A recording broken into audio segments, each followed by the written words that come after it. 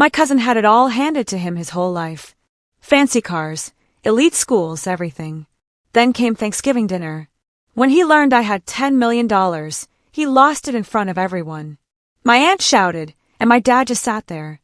I remember Thanksgiving dinner last year like it was yesterday, a meal that shattered more than just heirloom china. Because that night, my entitled cousin Jackson, who'd spent his entire life looking down on me, accidentally discovered I was secretly worth $10 million. And let me tell you, the sheer, unadulterated rage that followed, well, that was something for the history books. My name is Anastasia, and I just turned 32. Growing up, it felt like I watched Jackson get handed everything on a silver platter. New cars, private schools, exotic vacations, designer clothes, you name it. Meanwhile, I worked for every single thing I ever had. This stark difference in our upbringings created a complicated relationship, to say the least. My family was solidly middle class in a Boston suburb. My dad was an electrical engineer, my mom a second-grade teacher. We lived in a modest 3-bedroom house that always felt too small when guests came over. My parents weren't poor, but they were incredibly careful with money. Every purchase was planned, every expense tracked in my mom's meticulous budget notebook. Money doesn't grow on trees, Anastasia, my dad would say when I wanted something not absolutely necessary. If you want something special, you need to work for it. That philosophy shaped my entire childhood.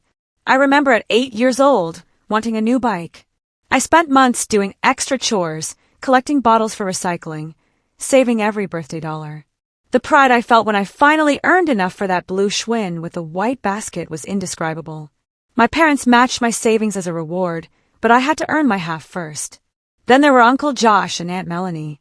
They lived in a sprawling 6-bedroom mansion with a pool, tennis court, and a 3-car garage housing vehicles that cost more than my parents' combined annual salaries. Uncle Josh had inherited a manufacturing business and expanded it, making them the wealthy side of the family. Their son, Jackson, 2 years my senior, was the golden child. He never had to wait for anything. While I saved for months for a $20 toy, Jackson would casually mention something he liked, and it would be waiting for him the next day. The contrast became glaring during family gatherings. I vividly remember Jackson's 10th birthday party. They rented out an entire indoor water park. He tore through expensive toys, barely pausing to appreciate each one. The grand finale was a brand new gaming console with 15 games. He managed a half-hearted thanks before moving on. 3 months earlier, for my 8th birthday, I'd received a new backpack, some books, and a simple digital watch I treasured because my parents remembered I'd mentioned wanting it 6 months prior. My mother explained it simply, "Your cousins have different values. We believe in teaching you the value of things, not just giving them to you." As children, Jackson and I actually got along okay. We played during gatherings, building forts or swimming in his pool. But as we grew, the wealth gap became a chasm. By our preteen years, Jackson developed an air of superiority. He'd comment on my clothes, asking why I wore the same jacket 2 Christmases in a row, or why my sneakers had scuff marks. He'd proudly show off his latest gadgets, knowing I couldn't afford similar ones. Dad says people who work for other people will never be truly successful. He told me once when I was 11. He says employees are just helping someone else get rich. I didn't know how to respond. My parents both worked for others, and they seemed perfectly happy. But Jackson's words planted a small, irritating seed of doubt. There were moments when the inequality truly stung. In 8th grade, my old laptop died while I was working on a project. My parents said we'd have to wait for Dad's next bonus.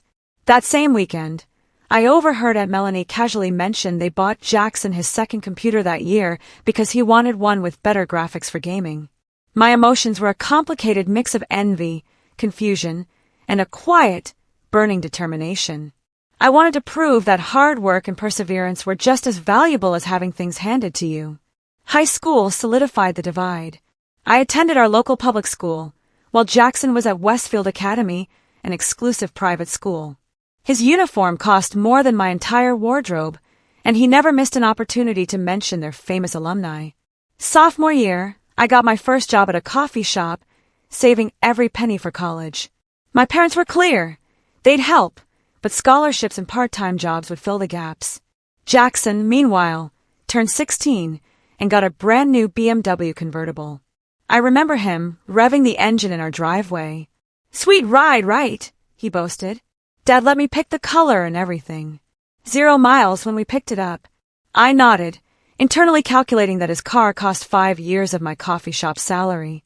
That same week, I'd been thrilled to find a pair of jeans on clearance. "What are you driving these days, Anastasia?" he asked, knowing full well I didn't have a car.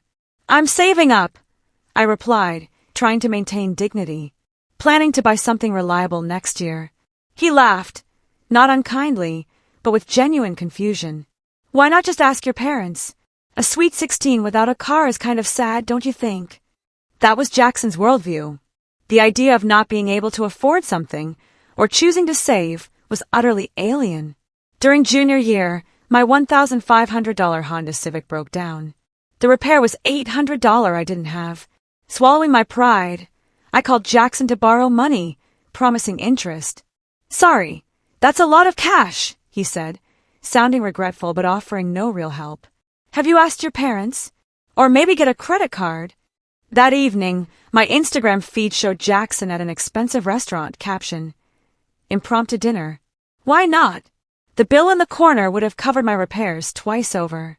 I ended up picking up extra shifts and borrowing $200 from my best friend. I learned 2 valuable lessons. Never count on Jackson, and always keep an emergency fund. Our graduations were worlds apart. Mine was a simple affair at the football stadium, followed by a backyard barbecue. My parents gave me a college laptop and a $500 check.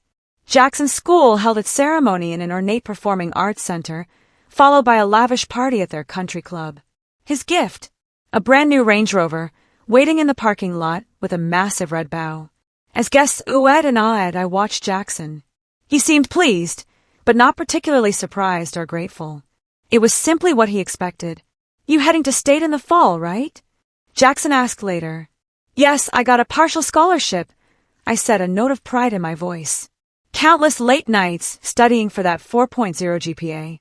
Cool, he nodded absently. "I'm going to Princeton. Legacy admission. You know how it is. Dad made some calls." I didn't know how it was. My admission was earned through grades and essays, not family connections.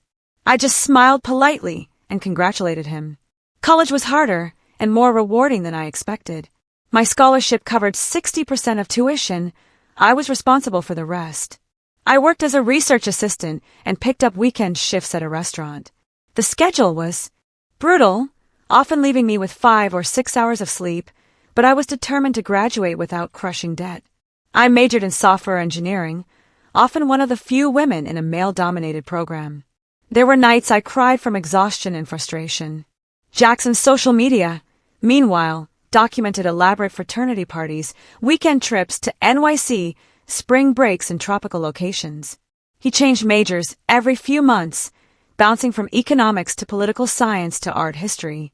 "Mom and Dad don't care what I study as long as I get the Princeton degree," he explained during a rare phone call. "The connections are what matter anyway, not the classes." Then junior year, I had a breakthrough. Professor Amanda Martinez, one of the few female faculty members, asked me to stay after class. "You have a unique way of thinking about system architecture," she said, reviewing my work.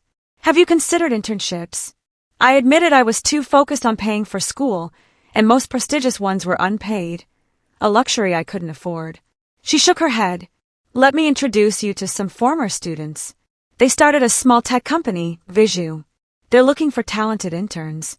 It's paid, and if you impress them, it could lead to more." The following week, I interviewed with Visu, a startup creating visualization software. The founding team worked out of a converted warehouse. They offered me an internship on the spot, with a salary that allowed me to reduce my restaurant hours. From day one, I threw myself into the work. I often stayed until midnight, fascinated by the problems we were solving. The founders noticed. They started inviting me to strategy meetings, asking for my input. By summer's end, the CEO, Michael, called me into his cluttered office. "We want you to stay on part-time during the school year," he said. 20 hours a week, flexible around your classes. "And we want to offer you something else." He slid a document across the desk. It was an offer of a small equity stake in the company, fractions of a percentage point, but real ownership nonetheless. You think like an owner, not an employee, Michael explained. We want to make that official. This could be worth nothing, or it could be worth something someday if we succeed. No pressure either way. I signed the paperwork, but told no one in my family about the equity. It seemed too abstract, too much like counting chickens before they hatched. I just mentioned I had a good part-time job in my field, which everyone took as another example of my work ethic. During holiday breaks, I'd occasionally see Jackson.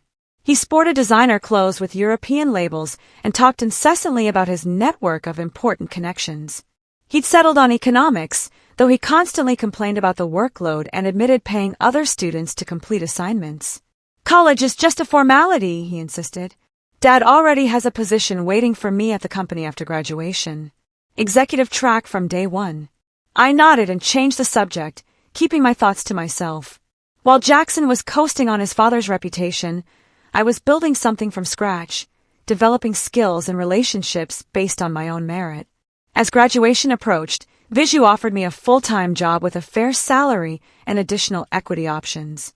The company had grown from 8 employees to nearly 30, with Fortune 500 clients. We were still operating on venture funding, but the trajectory was promising. I accepted immediately, thrilled to help build something meaningful.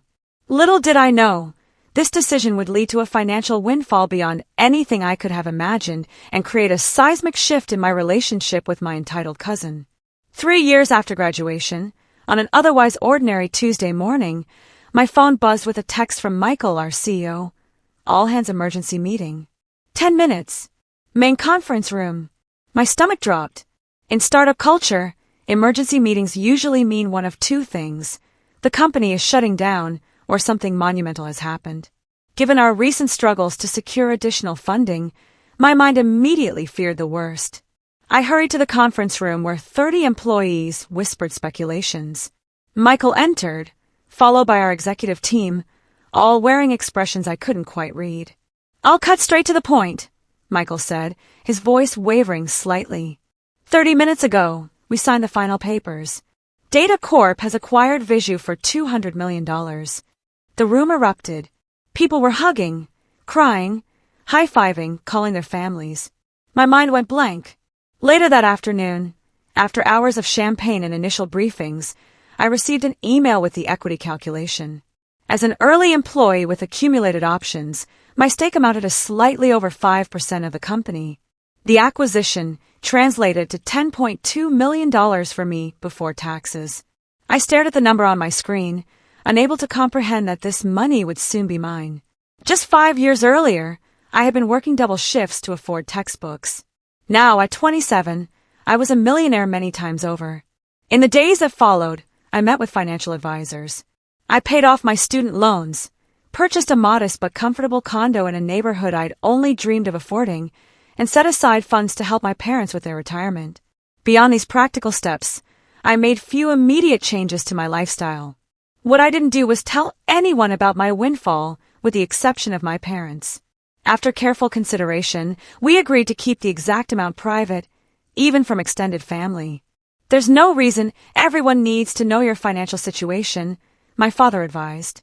Money changes how people see you, sometimes in ways you wouldn't expect. His words proved prescient.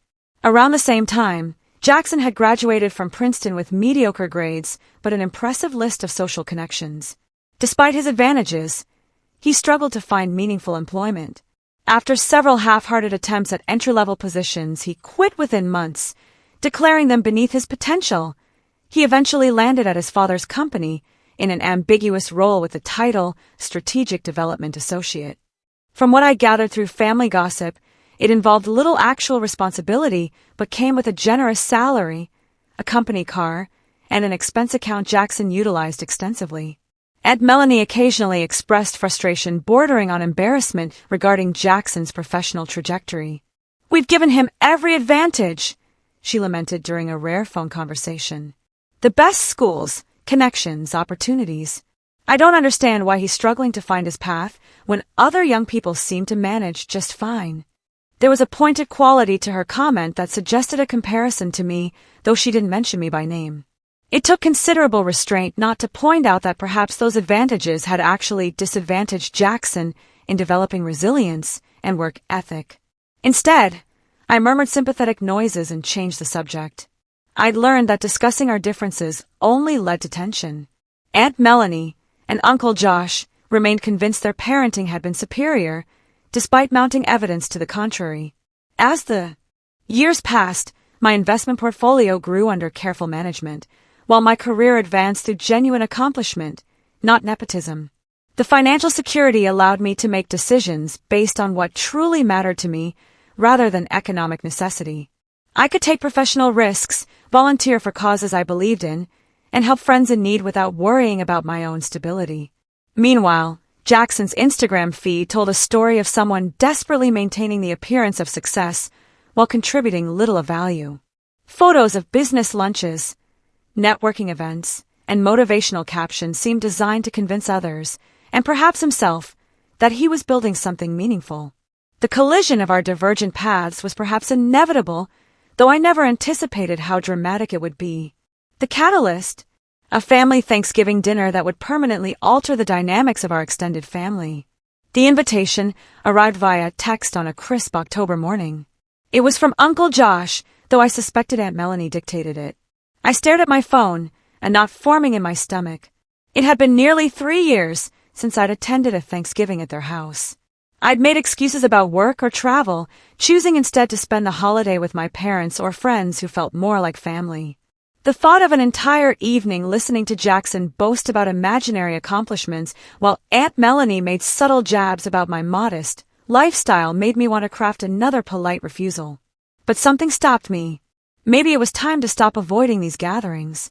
I had nothing to prove, and perhaps my perspective had shifted enough that their performative wealth wouldn't bother me anymore. After a moment, I replied, "I'll be there. Thanks for the invitation." That evening, I called my parents. My mother sounded apprehensive. "Are you sure you want to go, sweetheart?" The last time was rather uncomfortable. She was referring to a Christmas dinner 2 years prior when Jackson had spent the entire evening describing his executive role, making pointed remarks about people who lacked ambition, while glancing in my direction. My father had nearly lost his temper defending me. "I think I'm in a different place now," I assured her. "Their opinions don't affect me the way they used to. Besides, it might be nice for us all to be together." What I didn't mention was a small, petty part of me that wanted to observe Jackson's inflated sense of importance, now that I secretly had more financial security than he likely ever would. Not that I planned to reveal my situation, but knowing it gave me a certain immunity to his posturing. As Thanksgiving approached, I found myself preoccupied with what gift to bring. In previous years, I brought modestly priced wine or homemade desserts, accepted with a hint of condescension. This year, I could afford something impressive, but that felt like playing into their materialistic values. After thought, I settled on a limited edition bottle of bourbon Uncle Josh had once admired, along with a handwritten card expressing genuine gratitude. It was neither ostentatious nor inadequate, a small reflection of my evolving relationship with money. The week before Thanksgiving, I had dinner with David, a successful financial advisor and one of the few people who knew about my windfall. "So, you're voluntarily spending Thanksgiving with the people who've been condescending to you your entire life?" he asked incredulously. "That's either very enlightened of you or completely masochistic." I laughed. "Maybe a bit of both. I just feel like I've been avoiding them, and maybe it's time to stop giving them that power." David nodded. "Just promise me one thing. If Jackson starts his usual routine about being a self-made success while bragging about his parents funding his existence, you'll at least consider dropping the tiniest hint about your actual net worth. The look on his face would be worth the family drama." "That's exactly what I'm not going to do," I insisted, though I couldn't help smiling at the image. The whole point is that I don't need external validation anymore. On Thanksgiving morning, I woke early and spent extra time getting ready, selecting a simple but elegant outfit that projected quiet confidence. The drive to Uncle Josh and Aunt Melanie's mansion took 45 minutes, each mile increasing my tension. Their house looked exactly as I remembered, imposing, perfectly maintained, with professionally installed holiday decorations and a circular driveway filled with luxury vehicles, including what I assumed was Jackson's latest acquisition, a gleaming black Tesla. Taking a deep breath, I gathered the bourbon, a bouquet of flowers, and my resolve before walking to the front door. Before I could ring, the door swung open. Aunt Melanie, impeccably dressed and coiffed. "Anastasia, darling, you made it!" she exclaimed with manufactured enthusiasm, air-kissing my cheeks. "It's been far too long. Come in, come in. Everyone's in the great room." I followed her through the marble foyer into the expansive living area. My parents spotted me immediately, my father raising his glass, my mother disengaging from a conversation to embrace me. And then there was Jackson, holding court near the fireplace, gesturing expansively to our younger cousins. He had put on weight, his expensive suit strained at the buttons, his face fuller, his hair already thinning despite being only 34. When he caught sight of me, there was a momentary flash of something, perhaps insecurity, quickly masked by his usual bravado. Well, the prodigal cousin returns," he called out, making sure everyone heard him. "I was beginning to think you were avoiding us, Anastasia." I smiled pleasantly, determined not to let him set the tone. "Hello, Jackson. It's good to see you, too. Happy Thanksgiving." I had no way of knowing then that this forced pleasantry would be among the last civil words exchanged between us that evening. Dinner was served in the formal dining room, a space so infrequently used it felt like a stage set. The table was immaculately set with heirloom china, sterling silver, and crystal glasses.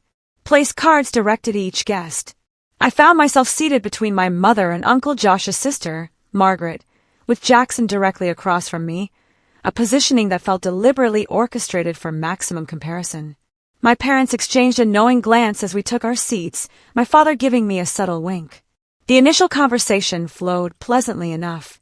We covered safe topics, the mild weather, recent films, mild family gossip. I began to think I had overestimated the potential for discomfort. Perhaps we might actually enjoy a peaceful holiday meal.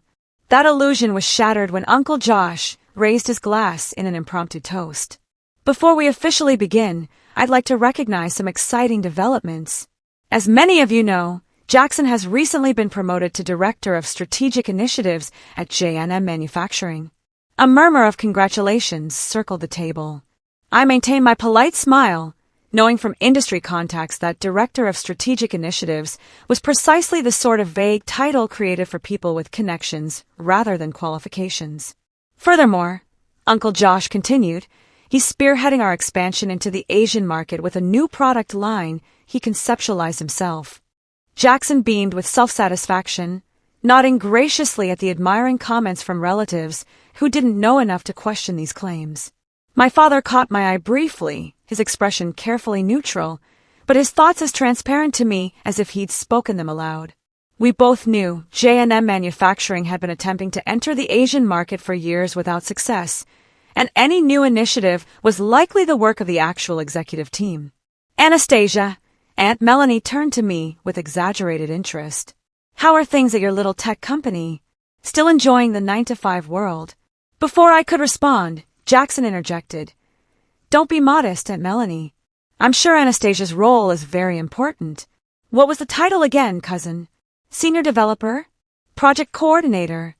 "I'm the integration team lead," I replied evenly. After our acquisition, I'd been managing how our technology is implemented within the parent company's existing systems. Acquisition. Uncle Josh perked up, business interest momentarily overriding family politics. "I hadn't heard about that. Who bought your startup?" "Data Corp acquired us last year," I said, deliberately downplaying the significance. "It's been a positive transition overall." Jackson's expression flickered briefly, recognition of Data Corp's industry standing registering before he regained his composure. "Well, that must be nice, having a stable corporate parent. Much less stressful than real entrepreneurship, I imagine." I chose not to point out that he had never entrepreneured anything in his life. Instead, I took a bite of turkey and complimented Aunt Melanie on the meal. The conversation shifted as we progressed through multiple courses. Throughout dinner, Jackson repeatedly steered the conversation back to his supposed business acumen, describing meetings with key Asian investors and revolutionary product developments in terms vague enough to be meaningless to anyone with actual business experience. My parents maintained polite interest while I occasionally caught my father suppressing signs of exasperation. The pivotal moment occurred during dessert. My phone buzzed with an email notification. I intended to ignore it until I saw it was from David with the subject line, "Urgent investment opportunity, closing tonight." Given his knowledge of my Thanksgiving plans, I suspected it was genuinely time-sensitive rather than his promised joke about my finances. "Excuse me," I said, standing. "I need to take care of a quick work matter. Everything looks delicious. I'll be right back." I stepped into the adjacent study for privacy, quickly scanning David's email about a limited investment opportunity in a promising green technology startup. The terms looked favorable, and the company aligned with my interest in sustainable investments. I replied, confirming my interest in allocating $2 million from my diversified portfolio, adding a postscript asking how his own Thanksgiving was progressing. As I pressed send, I became aware of someone entering the room behind me. Turning, I found Jackson standing uncomfortably close, 2 snifters of expensive brandy in his hands. "Thought you might want something to sip while you handle your critical emergency," he said, his tone making it clear he doubted the importance of my interruption. "Can't let the corporate overlords enjoy their holiday without checking in, right?" "Thanks," I said, accepting the brandy while slipping my phone into my pocket. "It wasn't work, actually, just a time-sensitive investment matter." His eyebrows lifted slightly. "Investment? Like a 401k adjustment or something?" The condescension in his voice triggered a rare moment of competitiveness in me. "No, a private equity opportunity in the sustainable tech sector." "Private equity?" He laughed as though I told an amusing joke. "Those typically require minimum buy-ins of at least 100,000. What are you doing, pooling resources with friends?" Before I could respond, my phone buzzed again with David's reply. Jackson's eyes flicked down to where the notification illuminated my pocket. The preview text, clearly visible, confirmed. "For $2 million. We'll execute tonight. Happy Thanksgiving to you too, fellow millionaire." There was a moment of absolute stillness as Jackson processed what he had just seen. His face cycled through confusion, disbelief, and then something darker, a mixture of jealousy and anger I had never witnessed before. $2 million? He finally sputtered, his voice rising. "What kind of game are you playing, Anastasia?" "I'm not playing any game," I replied, suddenly aware we were creating a scene that could be heard from the dining room. "It's a private matter, Jackson. Let's rejoin the others." But Jackson was not about to let this go. He blocked my path to the door, his face flushing red beneath his designer stubble. No. You don't get to drop something like that and walk away. Are you trying to tell me you have $2 million to invest in some random startup? That's more than most people's entire net worth. "Jackson, please lower your voice," I urged, hearing the conversation in the dining room falter as family members became aware of the commotion. "This isn't the time or place." "Oh, I think it's exactly the time and place," he countered, following me as I attempted to move around him. "All these years looking down on my family, judging our lifestyle, acting so superior with your work ethic and modest living. And meanwhile you're what? Secretly rich. Is this some kind of trust fund you've been hiding?" We re-enter the dining room to find all eyes fixed on us, dessert forks suspended midair. "Is everything all right?" Aunt Melanie asked, her practiced hostess smile strained at the edges. "Ask Anastasia," Jackson replied before I could speak. "Apparently, my cousin, the humble employee, is throwing around millions of dollars in investments. When were you planning to share that little detail with the family?" A stunned silence descended. My parents exchanged alarmed glances, clearly unprepared. "Jackson, that's enough," my father said firmly. "Anastasia's financial situation is her private business." "Private business?" Jackson's voice rose further, brandy sloshing over the rim of his forgotten snifter. "That's rich coming from you, Uncle David. All these years acting like we're the materialistic ones for providing our son with advantages. Meanwhile, your daughter is sitting on some secret fortune. What kind of hypocritical game is this family playing?" "It's not a game," I said, finding my voice despite the chaos unfolding. "The startup I worked for was acquired last year. My equity stake translated to approximately $10 million. I chose not to broadcast that information because it doesn't define who I am." The number landed like a physical blow. Jackson actually staggered slightly, his face contorting in disbelief and outrage. Aunt Melanie gasped audibly, her hand flying to her pearl necklace. $10 million? Jackson repeated, each word dripping with accusation. You're worth $10 million, and you've been pretending to be just a regular employee this whole time? Driving that modest car, living in that ordinary condo, acting like butter wouldn't melt in your mouth. I haven't been pretending anything, I countered, struggling to maintain my composure. I continued working because I find the work meaningful. I live within comfortable means because excessive luxury doesn't interest me. Not everyone measures their worth by their possessions, Jackson. That was the breaking point. With a roar of frustration that seemed to emanate from somewhere primal, Jackson swept his arm across the table, sending crystal glasses, fine china, and the remainder of Aunt Melanie's pumpkin pie crashing to the floor. How dare you? He shouted, years of insecurity erupting at once. How dare you judge me and my family when you've been secretly wealthy this whole time? At least we're honest about who we are. Aunt Melanie burst into tears, not over her shattered dishware, but seemingly from the revelation itself. It's not fair, she wailed, turning accusingly toward my father. You always made us feel terrible for giving Jackson advantages, for wanting him to have the best things. And all this time, your daughter was accumulating a fortune in secret. My father, normally the most even-keeled person I knew, stood slowly from his chair, his voice deadly calm. Melanie, what's not fair is your fundamental misunderstanding of what we taught our daughter. Anastasia earned every penny of that money through hard work, intelligence, and character, qualities we prioritized over material possessions. The fact that you and Jackson immediately assumed there must have been some deception involved speaks volumes about your values, not ours. The room fell silent except for Aunt Melanie's sobbing and the sound of Jackson's ragged breathing as he glared at me with undisguised hostility. I have worked for everything I have, I said quietly, addressing not just Jackson, but the entire stunned family. Every opportunity, every achievement, every dollar. No one handed me anything. 4 years, I've listened to you belittle my choices, imply that I lacked ambition or success because I didn't flaunt wealth or status. I never corrected those assumptions because I don't measure my worth by your standards, and I'm not going to start now. I picked up my purse and coat, suddenly exhausted by the entire charade. Thank you for dinner. I think it's best if I leave now.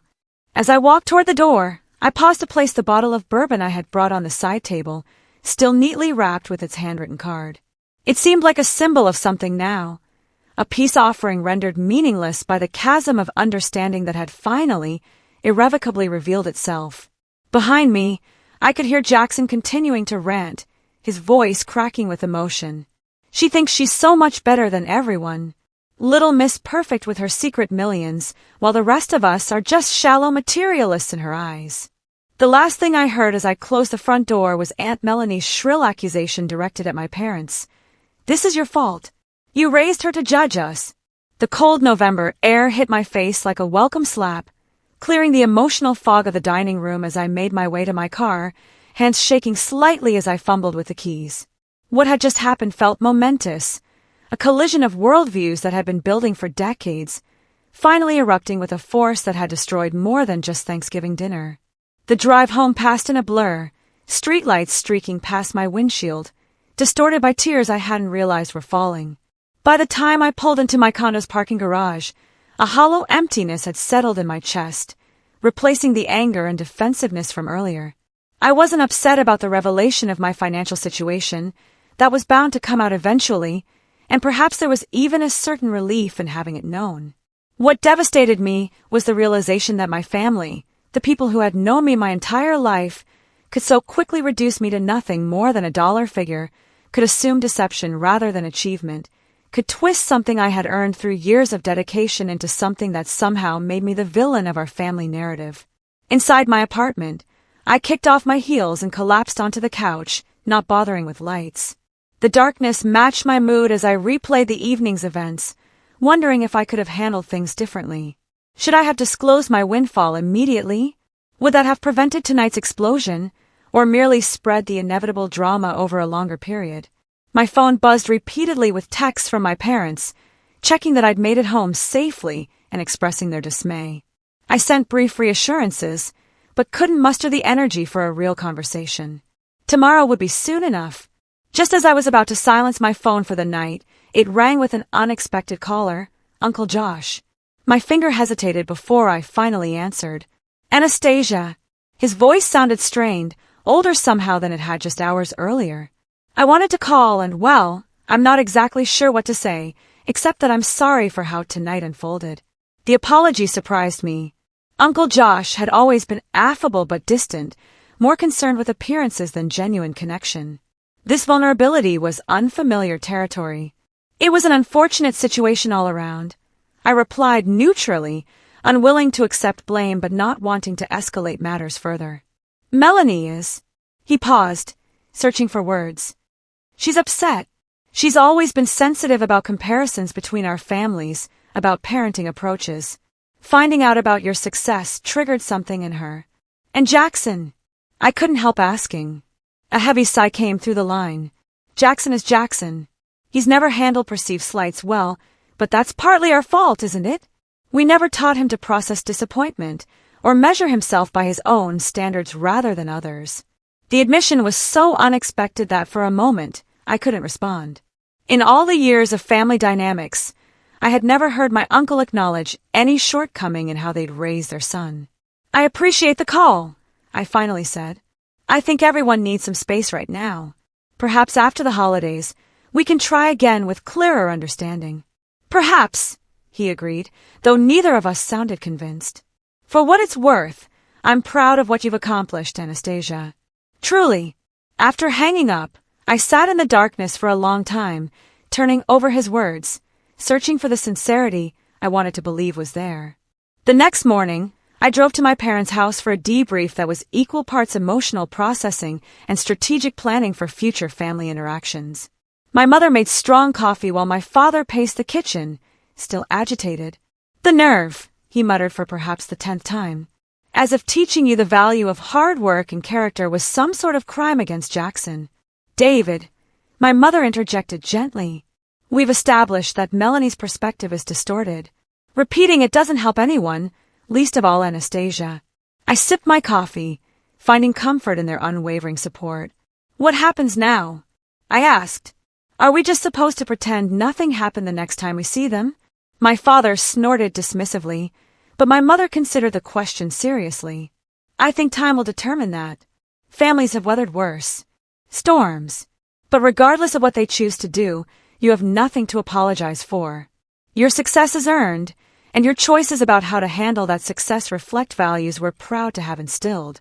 She reached across the table to squeeze my hand. The real question is what you want moving forward. Do you want a relationship with that part of the family? On what terms? It was a question I couldn't immediately answer, but one that would guide my reflections in the months that followed. 3 months after the Thanksgiving disaster, I received a surprising text from Aunt Melanie. Jackson started new job today. Not at family business. Entry level at marketing firm downtown. His choice. Thought you might like to know. The message, devoid of her usual emotional manipulation or passive aggression, seemed like an olive branch. I responded with simple encouragement. That's a big step. Wishing him well. Through the family grapevine, I later learned more details. After the Thanksgiving revelation, Jackson had apparently gone through something of an identity crisis, culminating in a decision to try building a career without his father's connections or financial support. It was the first job he'd ever gotten entirely on his own merits. And despite the entry-level position being a significant step down from his fabricated executive role, there was word he was actually applying himself with unexpected diligence. Meanwhile, I had been doing some soul-searching of my own. The financial security that had once seemed like a private victory now felt like it carried responsibility.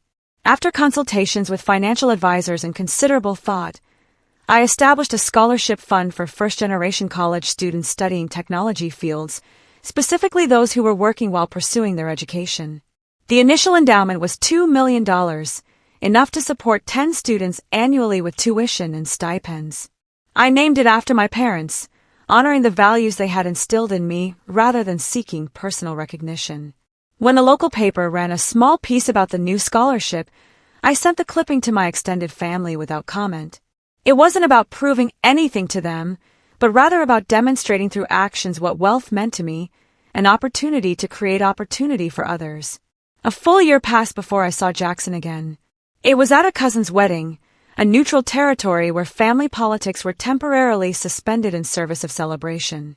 He approached me during the reception, noticeably thinner than at Thanksgiving, his designer suit replaced by something more modest but better fitting. "Hey," he said awkwardly, extending his hand. "It's been a while." I shook it, searching his face for signs of the hostility that had defined our last encounter.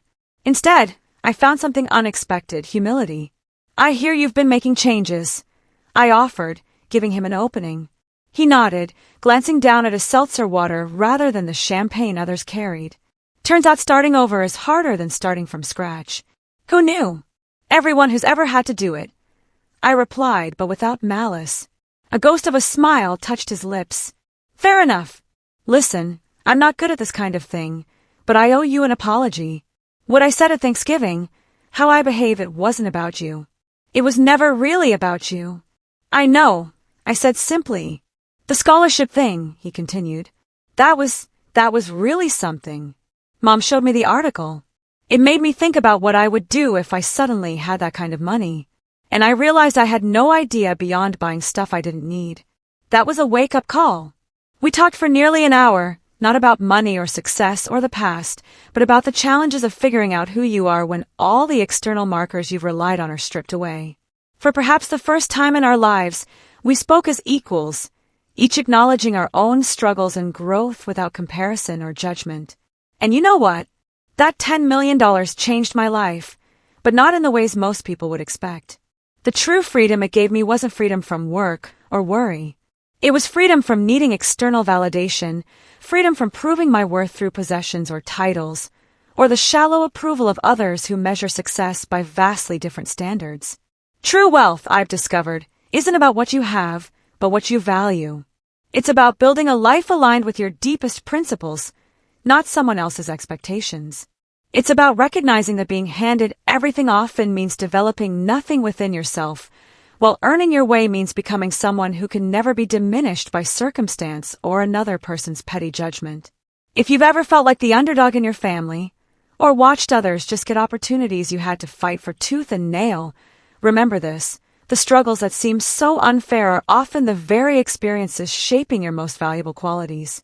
The things we work hardest for, they become the foundations we can never lose. So what do you think? Have you ever had to deal with family dynamics like this, where entitlement clashed head-on with hard work? What would you have done in my shoes that night? Let me know in the comments below. I'm genuinely curious to hear your thoughts.